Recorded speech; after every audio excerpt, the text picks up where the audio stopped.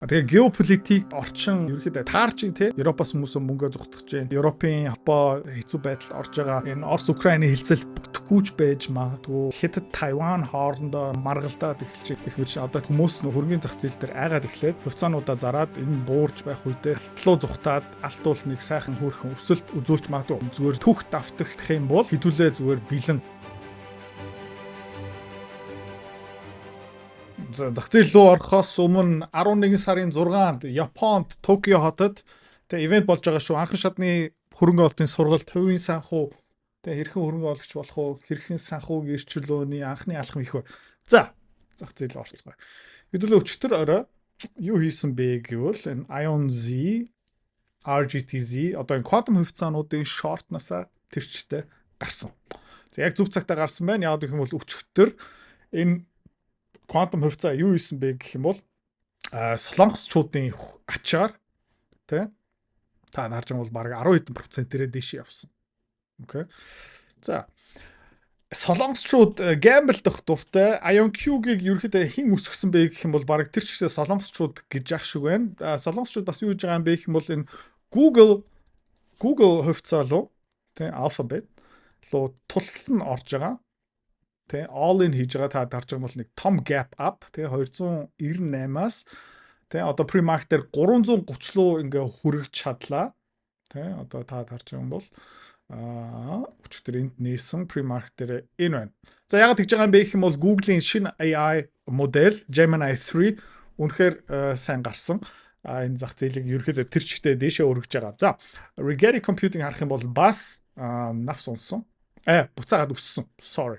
Тийм учраас хэдүүлээ яаж байгаа юм бэ гэх юм бол дахиад QBTZ, RGTZ, IonZ дээр жижигхэн short position дахиад нээж байгаа. За тэгээ энэ channel манлууд ингээ хараад үзэх юм бол ер нь бол өсөх хандлага бол байгаа. Энэ бол амар огцом channel байгаа. За тэгээ энэ channel-ийнхаа таацтай хүрэх юм бол хэдүүлээ нэмнэ.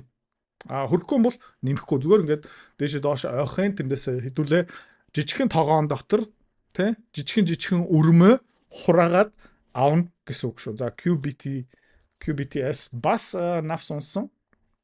Та харж байгаа юм бол. Тэгээд IonQ 10%-аар өснө гэдэг чинь тэгээд IonZ 20%-аар өссөн гэж байгаа байхгүй юу? За та харж байгаа юм бол өчтөр QBTS D-Wave бас ерөөхдөө айгүй хөөрхөн өссөн байна. Long position харъя. Ёроолноос оргил хүртэл 13%-аар өссөн. За тэгээд IonZ руу орох юм бол хэдүүлээ яг зөв цагт exit хийсэн байна. Та харж байгаа бол IonZ өчтөр зах зээл дээр хаана нээсэн бэ гэх юм бол бараг $6 дээр нээсэн. Өнөөдөр хаана явж байгаа юм бэ гэх юм бол 4.7 дээр. За тэгээд 4.7 дээр хэдүүлээ дахиад орно. RGTZ дээр бас яг амар хурц хөдөлгөөн хийсэн та харж байгаа бол маар улаан баган тэгээ одоо хэдүүлээ буцаагаад орно гэсэн үг. Хувьцааны харилцаа хөрөнгө олт мөнгөөр мөнгө олох амар сонирхолтой байгаа ч гэхдээ амар хэцүү. Хэвч хүмүүс нь ерөөсөж чаддгүй. Ягаад чаддгүй юм бэ гэх юм бол ментор багш байхгүй, community байхгүй. Одоо сайн сонсоорой. Би school community нээсэн. Тэн дээр юу зааж байгаа юм бэ гэх юм бол энэ толгоонд байгаа хөрөнгө олтын бүх чадвараар чамтай хуваалцаж байгаа. Тэрнээс гадна би ямар хувьцаа хизээ ямар ханшаар хэдэн хуваар авч байгаа юм бэ тэн дээр ил тавигдсан байгаа. Чи нөгөө дүр аж бол. За манай community-д нэгдсэн хүмүүс одоо 1 сарын байдлаар доллараар ойролцоо 50-60% өгөөж аль хэдийн авцсан байна. За чи миний энэ чадварыг сурмаар байгаа юм бол энэ видеоны эцэст манаар автна чам дэлгэн мэдээлэл өгнө. Тэгээд school community дотор уулзъя. Окей. Өөр юу болсон бэ? Oscar Health-ыг өчтөр ярьсан. Oscar Health дээр шинэ мэдээллүүд байхгүй өчтөр ерөөхдөө сайхан 20% өсөлттэй байж чадлаа. Алт юу исэн бэ гэх юм бол бас айгүй хурцтай өслөө. За тэр юу нөлөөсөн бэ гэх юм бол манай уул уурхай компани хувьцаанууд нь бүгдээрээ айгүй хөөрхөн өссөн. Та харж байгаа бол Ola Mining өчтөр 11.50 дээр байсан бол өнөөдөр 12.68 дээр явж байгаа. За энэ хэдэн процентын өсөлт юм бэ гэх юм бол та тийм багц бүгдээрээ сайхан ногоон байх ёстой. Ерөнхийдөө бараг 9.5% өсөлттэй байна. Тэгээ өнөөдөр дахиад жоохон өсч магадгүй гэхдээ хэдүүлээ болгоомжтой байх ёстой. Яг болгоомжтой байх ёстой юм бэ гэх юм бол би таадад удахгүй хэлээд өгч. За манай Curve Mining бас яг адилхан ер нь бол өчтөр та харж байгаа бол 14 дэх байсан бол одоо 14.5. Hecla Mining хувьцаа бас яг адилхан өчтөр 13.4 дээр байсан юм бол 14.4 дээр хаалт хийсэн бас нэг 5-6% өсөлттэй буцаагаад uptrend руу орсон. Окей, амар чухал. Тэ. Одоо silver-ийн chart хэдүүлээ бас дахиад харцгаая. Одоо удахгүй бас биткойны тухай ярих шүү. Ягаад гэх юм бол тэ. За мөнгө юу хийжсэн бэ гэх юм бол та ингэ харж байна. Daily chart-н дээр тэ. Энд дээр нэг жижигхэн fake out хийсэн. Ерөөдөө энэ triangle wedge-асаа гараад. За өчтөр хаана нээлт хийсэн бэ гэх юм бол яг энэ ёроолтой хийгээд тэгээд яасан бэ гэх юм бол буцаага дэше явж чадсан. Яг энэ triangle wedge-ийнхаа голдоо ирсэн байгаа. Алт бол бас яг адилхан. Тэ. Ерөөдөө жоохон доошлох гээд байсан. Тэ. Triangle wedge-насаа унах гээд нэг fake out болох магадaltaй. Гэхдээ тэр дахиад ирч магадгүй заяа. Окей. Яг гэх юм бол энэ зүгээр нэг reaction high байж магадгүй те.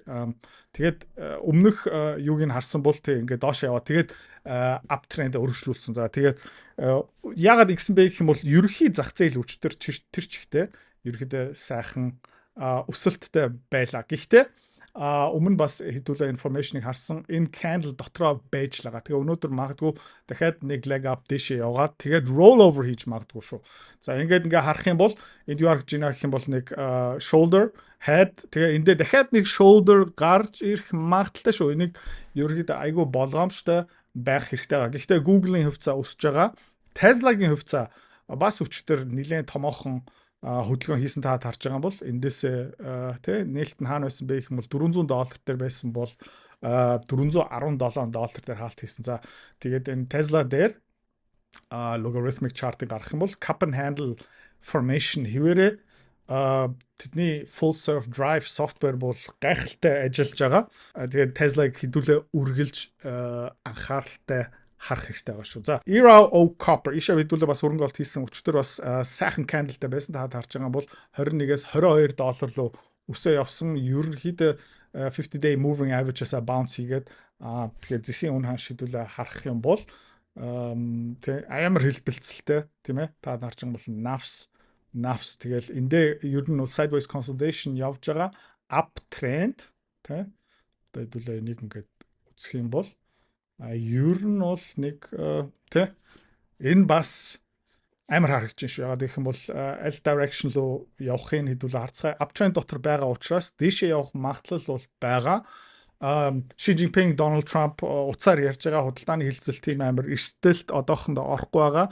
Хятад Америкийн маргаан ерөөхдөө намдчих шүү байна. Тэгээд Google, Tesla гэдэг компаниуд тэр чигтээ өчтөр яасан бэ гэх юм бол Nasdaq индексийг ерөөхдөө аварсан одоо гэж хэлж болно. Окей. За биткойныг хэдүүлээ гэлс ярьцгаая. Ugly.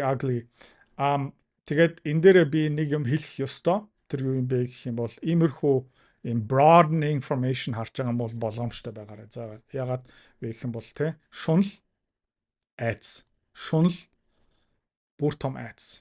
Тэ бүр том шунал бүр том айц тэгээ одоо бүр хүмүүс ингэ бууж өгч байгаа. Окей.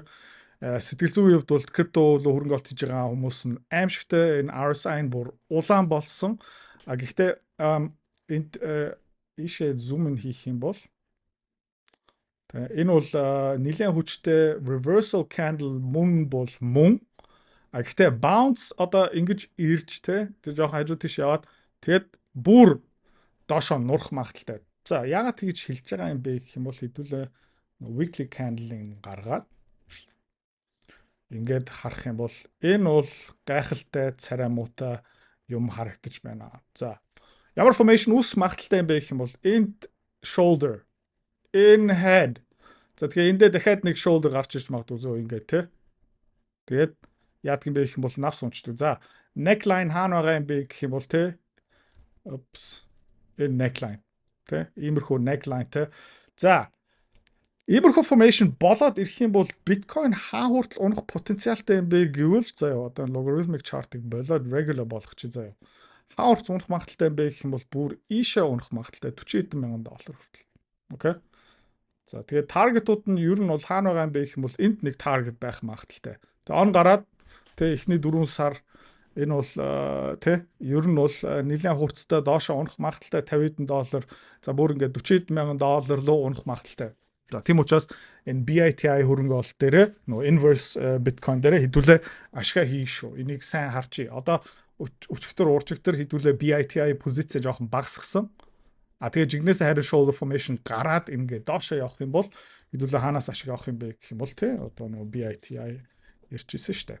Тэгээ BITI ингээд харж байгаа бол энд нэг bottom болж эхэлж байна тий. Энэ бол яг биткойны эсрэг хөдөлдөг юу баггүй. Тэгээ хэдүүлээ анхны жижигхэн юунаас ашиг олсон. Тэгэл энэ бол ингээд тий ингээл явах магадaltaй. За нэмээд альны шорт хийх юм бэ гэх юм бол биткойн $40,000 явах юм бол энэ MicroStrategy ерөнхийдөө амар эвгүй байдалд орно. Тэгээд одоогийн байдлаараа ингээд MicroStrategy харахаар ер нь бол target хаана байгаа юм бэ гэх юм бол $120 хүрэх магадлал бол байгаа шүү. Bounce ирж магадгүй тий. Энэ бол харин shoulders бол биш. Тий энэ бол харин shoulders бол биш. Энэ нэг жоохон bounce хийгээд тэгээ хэдүүлээ харцгаая ингээд дээшээ явах тусам 0.5 0.5% ингээд нэмээд тэгээд яаж одоо short хийх юм бэ гэх юм бол MSTZ тэгээ мэдээж манай community манай group дотор тэр юунуудыг ингээд үргэлж оруулна. Та тийм мэдээлэл өгнө. Тэгээд өөрийнхөө хийж байгаа, арилж байгаа таад үргэлж хуваалцаа явчихна. За тэгээд та анзаарсан бол хэдүүлээ өнөөдөр нэг алтны компани хувьцааг жоохон өөрчилсөн. Нөгөө өөр нэг алтны компани руу оруулсан. Яагаад тэгж байгаа юм бэ гэх юм бол тэр портфолио апдейтэн дээр ер нь бол тодорхой бичсэн байгаа. Та тэрэндээ бэлэн байгаарай. Тэгээ удахгүй Mika Metals дээрээ гүнзгий судалгаа ерөөхдөө бас дуусж байгаа. Маца дээрээ саяхан хийсэн. Нилээн гүнзгий одоо хөрөнгө оруулагчдын тайлан тэрийг та заавалж уншиж байгаарай. Тэгээд Mika Metals дээр хийж байгаа. Тэгээд нэмээд тэрний дараа Westwoods Mining дээр хийн. Ерөнхийдөө манай компани дотор байгаа бүх компаниуд дээр хийн. Мэдээж тэр томоохон хөрөнгө оруулалт хийсэн компаниуд дээр төрүүлээд юу хийн. Тэгээд EQR Resource, ERO Copper дээр бас эх 7 хоногт ер нь бол тэр тайлан гарах гэж үзэн нөгөө шинжээчнэрээ ингээд сайн сургацсан. Одоо тэд нэр ерөнхийдөө ажлыг ингээд машинтж байгаа. Би өдөр болгон тэдний тайлан уншаад шүүмжлэл, загнаал, засаал ингээл явж байгаа. Тэгээд гişүүн бүгдээрээ хідүүлээ өөрийнхөө хөрөнгө оруулалтынхаа чадвараа дараагийн төвшөнд авчихсан шүү. Ийм тайлан уншдаг болно. Тэ шинжилгээ хийн. Тэгээд сайхан идэвхтэй S&P 500 QQQ тэ ер нь бол downtrend дотор байгаа. Тийм учраас одоо нэг юм bounce ирэхээр боломжтой байгаарай. Тэ одоо нөгөө FOMO амар өссөн байгаа хгүй. Тэгээ ягаад ийм downtrend дотор ингээд up day тий ногоон өдрүүд амар хүчтэй ногоон байдаг байхгүй яг нэг хүмүүс нэг за окей ёроол ирсэн байна одоо буцаагаад авъя тренд үргэлжилж байна гэх мэт чинь. Гэхдээ та харж байгаа бол 3-7 хоног дараалсан улаан candle тий бид нэр downtrend дотор орсон байгаа. Тэгээ downtrend дотор ногоон өдрүүд айгүй хурц бидний эмоцоор тоглолдог. Буцаагаад ирээд орооч яг ингээд хагасаа бүтэн сая өдөр өглөө орлуугаа ингээд буцаага дахиад нэг унтчихгаа амраа чи амрах хэрэгтэй дараараа гэж дуудахгүй тэрнтэй адилхан тийм учраас хэдүүлээ болгоомжтой бай. Тэгээд энэ 2008 онд хэдүүлээ S&P SPY энийг бас олон удаа ярьж исэн. Гэхдээ дахиад нэг ярих хэрэгтэй. Тэр юу юм бэ гэх юм бол энэ S&P 500 алттай энэ тэ окей, алтаа энэ байна. За 2008 оны тэ энэ үеэр та харж байгаа юм бол тэ алт бол энд хөрөнгөний зах зээл тэ энэ үеэр ерөөд орилцогтой хүрээд ингээ унсан. Энийг жоохон зум хийчих заяа. За ингээл айгууд гой харагдчихэв тэ. За хөрөнгөний зах зээл ерөөд топ хийгээд тэ ингээд топ хийгээд доошоо унжаах үедээ тэ алт бол доошоо унаагүй. Алт юу исэн бэ гэх юм бол энд айгүй тодорхой харагдчихэв тэ. Эндээсээ ийшээ тэ 50%-аар өссөн. Түүх давтагдчих магадгүй. Тэгээ яагаад гэж байгаа юм бэ гэх юм бол энэ үеэр нөгөө equities нөгөө хувьцаанууд нэгээд унжаах үедээ заяа.